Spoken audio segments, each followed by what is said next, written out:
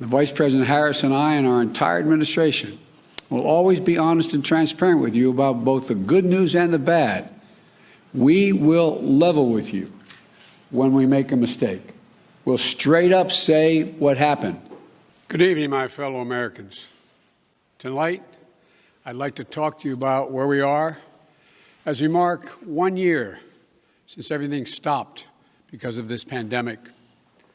A year ago, we were hit with a virus that was met with silence and spread unchecked.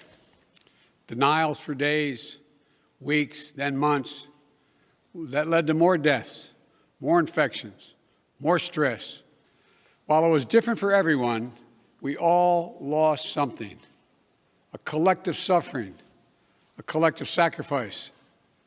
A year filled with the loss of life and the loss of living for all of us. But in the loss, we saw how much there was to gain. We've opened support and supported more than 500 community vaccination sites. That's more than, and they're administering hundreds of thousands of shots a day. And for folks who aren't near a pharmacy or mass vaccination center, we're deploying mobile clinics like vans that go into places to meet the folks where they live. We're also supplying vaccines to community health centers to reach those who have been hit the hardest and suffered the most, especially Black, Latino, Native American, and rural communities.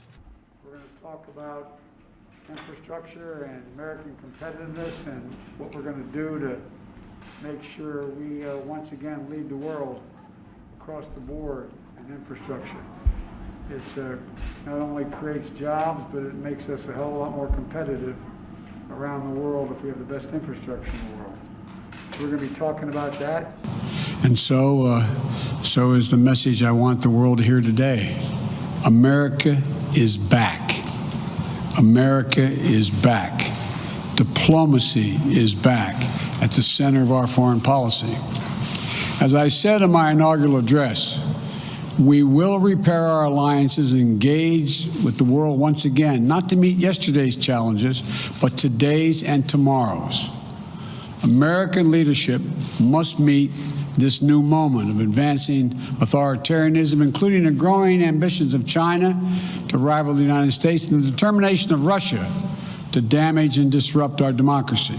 Did you receive a briefing about the border today? Did you receive a briefing about the border today? Yes, I did. What did you learn? A lot. Is there a crisis at the border, sir? I won't be able to handle it.